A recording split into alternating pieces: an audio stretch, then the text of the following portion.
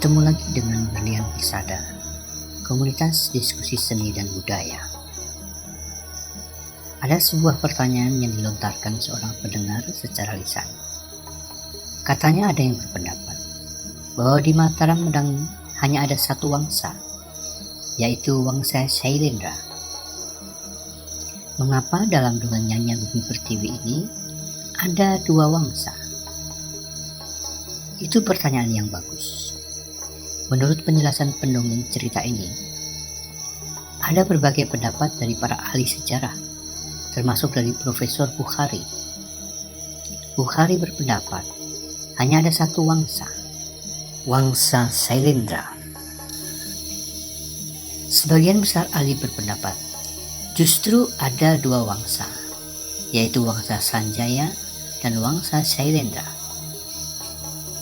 Sampai hari ini belum ada keputusan yang syah, apakah Mataram itu satu wangsa atau dua wangsa. Perdebatan masih terus berkembang berdasarkan data-data sejarah tertulis, semacam prasasti, maupun penemuan peninggalan-peninggalan baru yang terus diketemukan, serta pandangan babat yang merupakan tradisi lisan yang ditulis kembali. Nyanyian Bumi Pertiwi didasarkan pada sintesa Profesor Slamet Mulyono. Profesor Slamet Mulyono selain membuktikan dengan jelas dan masuk akal, ia juga melakukan penafsiran ulang, suatu proses dialektika berdasarkan data-data yang ada. Slamet Mulyono dengan cermat melakukan hermeneutik dan berani melawan arus pendapat para sejarawan Belanda. Untuk lebih mencermati kejelian itu, mari kita ikuti lanjutan dongeng bersambung Nyanyian Bumi Pertiwi episode ketiga. Selamat menikmati.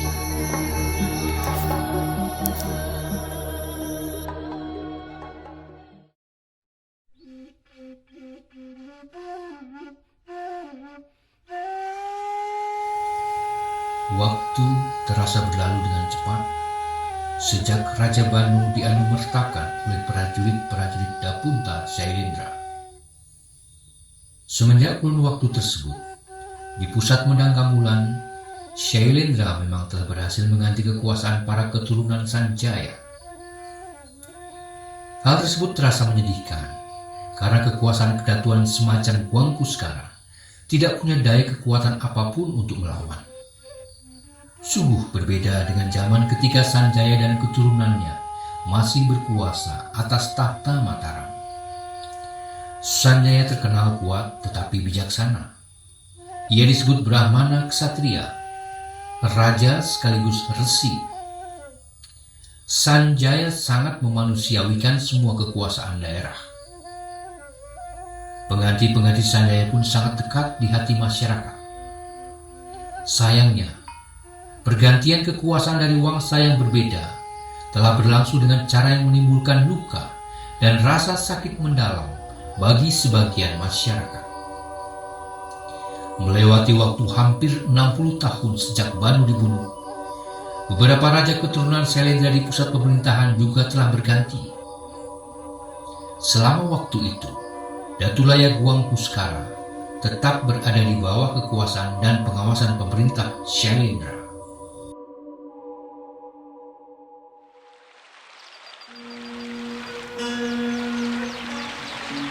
Generasi demi generasi telah berganti. Hari ini kita kembali berada di Datulaya Huang Puskara. Istana tersebut posisinya tetap menghadap ke Danau Rawikanta. Dari Rawikanta mengalir Sungai Tuntang.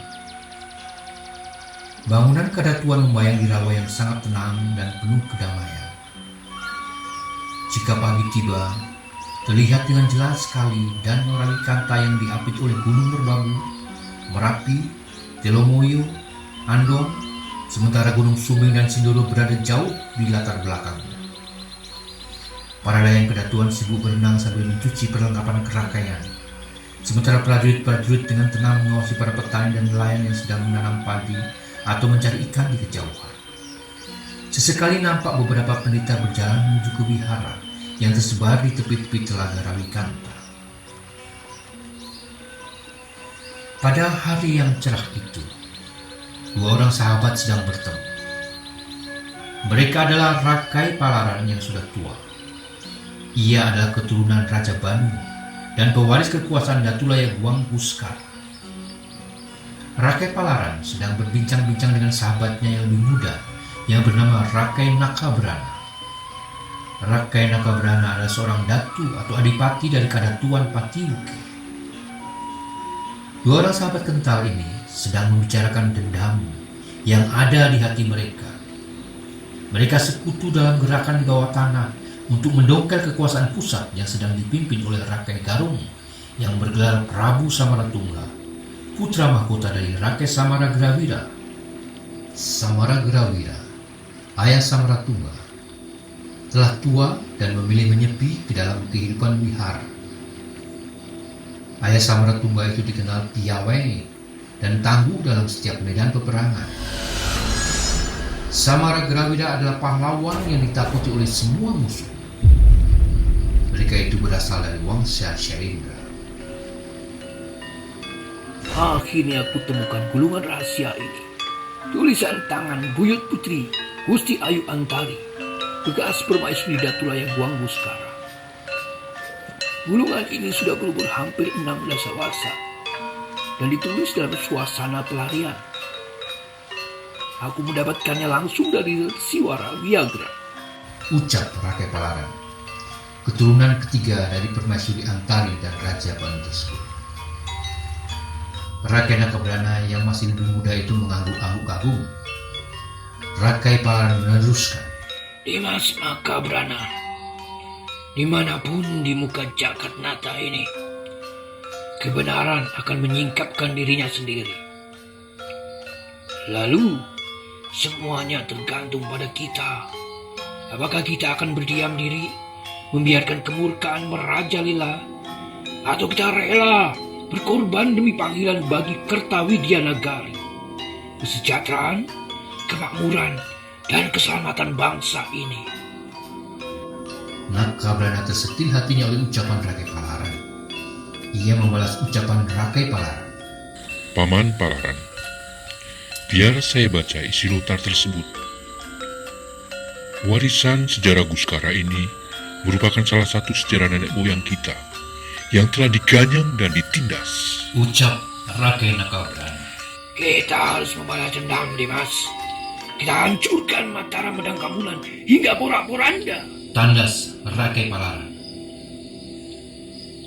Oleh ucapan Palaran, Rakai Nakabrana semakin menggelegak semangatnya. Di lubuk hatinya, Nakabrana berniat tidak akan pernah berhenti untuk mengganyang Mataram Medang Kamulan.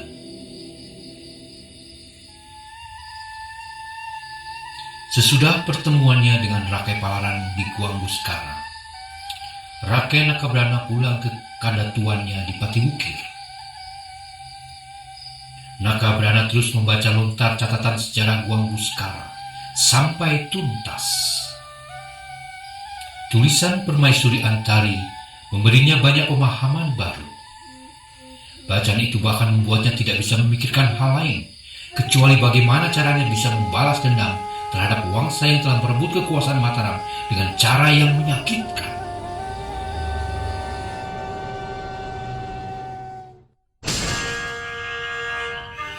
Malam telah larut. Di istana kecil, yaitu Kadatuan Patiwukir, tempat tinggal Nakabrana, suasana sudah mulai sunyi. Sebagian orang sudah terlelap dalam tidur. Kadatuan Patiwukir itu lebih mirip dengan sebuah kadipaten. Ia terhampar di bawah pegunungan Gedong Songo, di sekitar desa Bergas, Mataram Medang bagian utara. Tempat itu kini kira-kira berada di sekitar Bedono dan Ambarawa. Di ruang tidur Rakai Nakabrana yang luas, cahaya pelita minyak buah jarak nampak temaram dengan tirai pembaringan yang dibuka lebar-lebar. Bau stanggi semerbak memenuhi seluruh ruangan.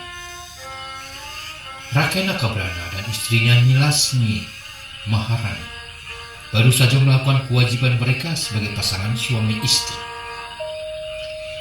Nyi Lasmi Maharani adalah seorang perempuan cantik, anak dari Rsi Durstana dari lereng Mahagiri Himalaya. Saat Nakabrana muda dulu, ia mengenal istrinya itu ketika belajar ilmu tata pemerintahan di Cholamandala, Benggala. Sudah belasan tahun mereka menghidupi pernikahan mereka, hingga memiliki seorang anak gadis yang mulai tumbuh dewasa. Malam kian bertambah larut. Di luar puri Kadatuan, suasana terasa sepi. Tiba-tiba suara burung gagak, yakni burung pemakan bangkai, menyambar keheningan malam itu dengan jeritannya yang khas. Itu suara Rajapati, teriakan yang menuju ke undangan kematian atau tanda ada bangkai untuk dilalang. Suaranya memecah sampai ke ruang paling tersembunyi. Nakabrana bangkit dari tidurnya dan duduk di bibir ranjang. Penguasa Pati Wukir itu meneguk air putih sambil menatap istrinya. Suara-suara itu selalu mengganggu. Baju Barat, kita selalu dibikin kacau. Aku harus bertindak, Nyai, sebelum gairah ini padam sama sekali. Rajapati harus dibalas dengan Rajapati. Lelaki yang tidak bernyali ibarat daun layu yang sudah mati. Lebih baik dia dibuang ke tungku pawuan. Memang, Wedang Kambulan Mataram Laksana Rajasa yang telah berhasil keluar sebagai pemenang selalu menjadi pemenang atas tanah-tanah dari ujung Jambu Dwipa, Tanturi, Kawanda, hingga Nusa Panca di ujung timur sana. Setiap catur purnama, Mataram meminta upeti dan sasa-sata punaki prasasti, pernyataan tunduk dan daulat kepada kekuasaan tertinggi. Aku merasa terjajah, Nyai, meski ada embel-embel tanah Pati Wukir diberi hak sebagai sima, tanah perdikan dengan hak istimewa dan bebas dari pajak. Semua itu cuma akal-akalan Mataram dalam menindas dan memeras.